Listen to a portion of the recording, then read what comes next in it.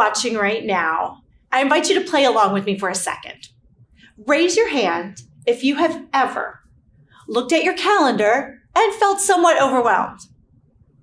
Raise your hand if you've ever gone to bed tired but found it impossible to sleep because of all the activity going on in your brain. Raise your hand if you've ever replied to the question, "How are you?" with the phrase, "I'm so tired," or "so busy, I'm so stressed." Fun fact, every week as students are coming into the youth space, this happens. I'll say, "Hey, good to see you. How are you?" And their response is, "I'm so tired." And I'm very kind and empathetic because I love them. But what I want to say is, dude, you're 13. Come back to me in 48 years and then let's talk about being tired.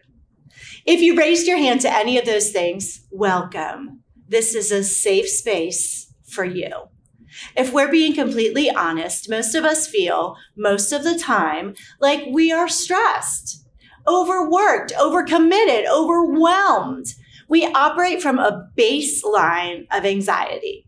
And the only time we rest is when we crash.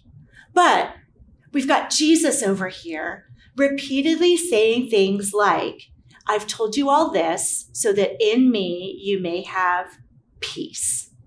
Come to me and I will give you rest. I'm leaving you a gift, peace of mind and heart. Let's go off by ourselves to a quiet place and rest." These are the words of Jesus that you hear a lot. And it's not like Jesus didn't have a pretty hefty to-do list. Save the world, no pressure there. And yet you don't find Jesus running amok, barking orders to his followers to hustle, hustle, hustle, go, go, go. Instead, what Jesus keeps reminding us of and constantly modeling for us is what's best for us. There's a story that appears in 3 of the Gospels. It's in Matthew, Mark, and Luke. John is just off there doing his own thing. And it's a story about the Sabbath. The Sabbath comes from the Hebrew word Shabbat. It's a verb. It means to cease, to end, to rest. Most of us are familiar with this word or with this concept from the creation story in Genesis. God does the work of creation, and then on the 7th day, the work was finished. And God rested, ceased, Shabbat, and thus began the practice of Sabbath. Now, the majority of us today don't take this concept anywhere near as seriously as did the Old Testament people of God. We would not be watching football on Sundays because playing football would be work and therefore not allowed. Lots of regulations set in place to keep the Sabbath holy. It was of utmost importance. And you need to know that as we jump into this encounter with Jesus. I'm going to read it out of the book of Mark chapter 2, starting in verse 23. One Sabbath day, as Jesus was walking through some grain fields, his disciples began breaking off heads of grain to eat. But the Pharisees said to Jesus, "Look, why are they breaking the law by harvesting grain on the Sabbath?" Okay, tiny time out here. Were they harvesting or were they just snacking? Moving on. Verse 25, Jesus said to them, "Haven't you ever read in the scriptures what David did when he and his companions were hungry? He went into the house of God and broke the law by eating sacred loaves of bread that only the priests are allowed to eat. He also gave some to his companions." Then Jesus said to them, "The Sabbath was made to meet the needs of people, and not people to meet the requirements of the Sabbath. So the Son of Man is Lord even over the Sabbath."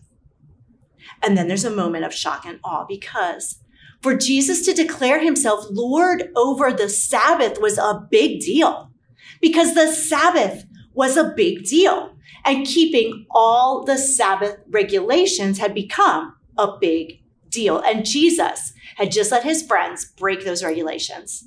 And then he goes even a step further. And the very next thing you find him doing is entering the synagogue on the Sabbath, where he notices, and I like that word because Jesus notices. How often do we not notice? Jesus notices a man with a deformed hand, which he heals again breaking the Sabbath. And then he says to his critics, is this a day to save life or to destroy it?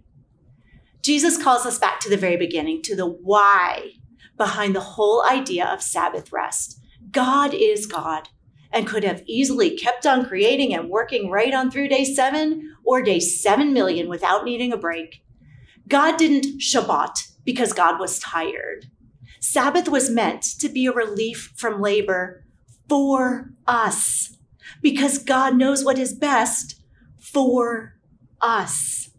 But the stress of keeping all the Sabbath laws, of checking all the boxes, had become unbearable. The focus had shifted from being life-saving to life-destroying. Human beings, I don't know if you know this, do not have an unlimited supply of energy. We act like we do. We pump ourselves full of caffeine and Alani and we go and we do, but we weren't designed that way. Jesus, as Lord of the Sabbath, reminds us the Sabbath was made to meet the needs of the people. That Sabbath is life-saving. We need rest. So why is it so hard to accept that rest that Jesus is for us? I think there are a couple of factors. There are some external things, obviously. Our calendars, our work, our commitments. We let all those things take precedence. And there are some internal things. Our stress, our anxiety, the fact that our brains do not come with an off switch. And by God, I wish they did. We'll get to those things in a second. Because let's start with the easier stuff. Would you consider yourself to be a doer? You're detail-oriented, task-driven. You're color-coding your calendar and checking off your to-do list.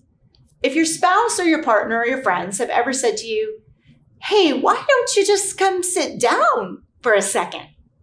This might be you. Confession, it's me. There's an account from the life of Jesus that we find in the Gospel of Luke in chapter 10, if you want to go read it later, where Jesus and the disciples go to visit the home of Martha and her sister Mary. During that visit, we find Martha preoccupied with all the preparations. Different translations use different words to describe Martha's state in this moment: distracted, encumbered, worried, busy, pulled away. Martha is a doer, and she's doing all the things. Meanwhile, her sister Mary's just sitting, chilling with Jesus. Pretty soon, Martha's had enough of that, and she goes to Jesus, and she's like, don't you find it a little unfair that she's just sitting here, and I'm doing all the work? Tell her to help me. Okay, spoiler alert, he doesn't. But he also doesn't crush Martha in that moment. He doesn't yell at Martha. He doesn't tell her she's wrong or condemn what she's doing. My dear Martha, he says, you're worried and upset about all these details, but only one thing is truly important, and Mary has chosen it. All these details, all of our tasks, all of our busyness can so often get in the way of what God cares about the most: our relationships, our own well-being. Martha is pulled away from that. So Jesus says Mary has chosen what's best, and he won't take it away from her. Now, there are some very significant cultural ramifications to what Mary is choosing to do in that moment, which we're not going to dig into right now, but let's just say there's a lot more to what Mary is choosing than meets the eye. Jesus makes it clear that Mary has chosen what's best. And for the purpose of what we're talking about today, Mary chose stillness. Mary chose relationship. In the midst of all that was going on, Mary chose a moment of Sabbath with the Lord who offers Sabbath. She chose the rest that Jesus was offering. My guess is that Martha wanted that too. She just didn't know how to choose it.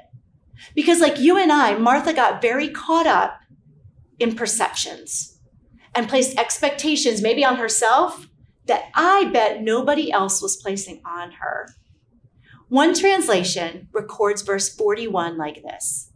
The Lord Jesus replied, Martha, Martha, you have troubles in your mind about many things. How many of us would agree that most of the troubles we place on ourselves are honestly just coming from our own minds? No one is asking us to do X, Y, or Z or expecting us to. We're just compelled to do it, and to do it to some unspoken standard because, I don't know, it will win us some kind of favor or accolade or make people like us more. We convince ourselves that apart from the things we do, we don't actually have any value. Martha's not a villain in this story, and she's not doing bad things. Martha's most of us. We don't know how to be, so instead we do, because it's actually easier. Rabbi Lori Foreman says this, even though we're called human beings, most often we're human doings. Many of us are afraid to slow down. We wouldn't know what to do without the constant activity. True? Most of us are afraid of what happens when we're still. We're afraid of the places that our brain will go when our bodies aren't in constant motion. And there it is.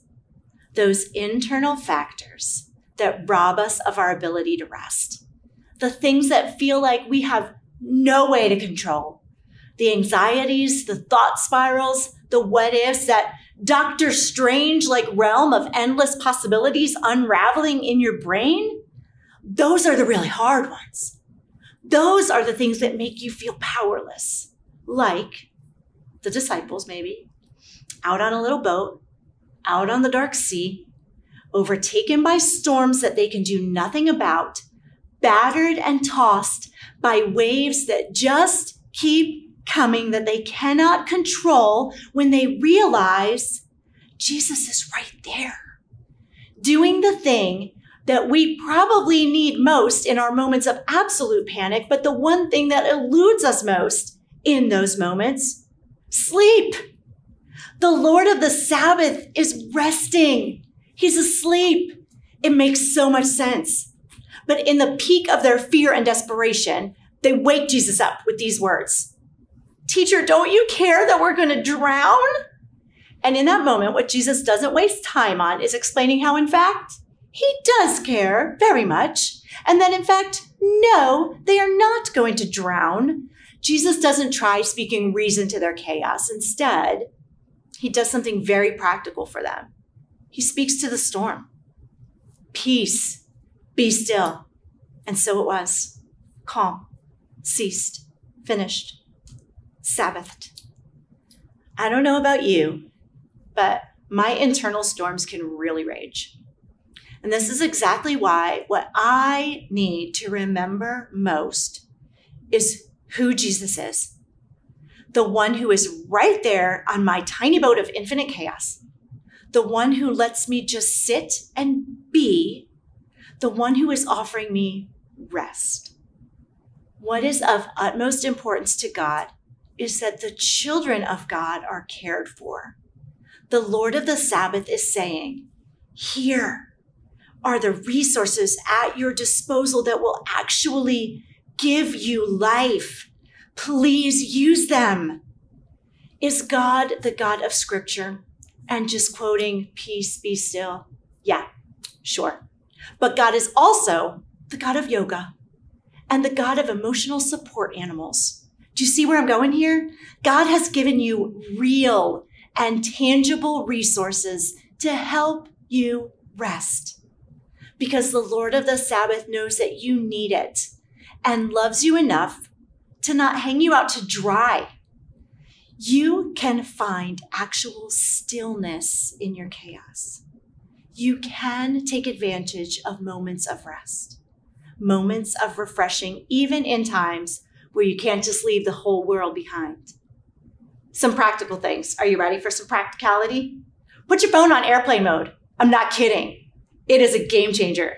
Take an actual lunch break. Eat something because it's good for you. Practice breathing instead of doom scrolling while you're laying in bed. Go for a walk in the rain. It's restorative. Do a puzzle, play solitaire, write a poem, cuddle your cat, go see your therapist. Don't cuddle your therapist because that's weird. When someone asks if they can help you with something, say yes and then let it go. Let them do it. Find a single moment of beauty and pause to enjoy it. Do something that makes you happy today. God is not asking you to impress anyone. God is not asking you to operate at 150% or run at breakneck speed or push through the pain. Cease. Martha, Martha, I get it that you're a caretaker and that is a beautiful thing. Take care of you. Choose what's best in order for you to function at your best, because that's exactly who Jesus is and what Jesus is offering you. Rest, peace, Sabbath.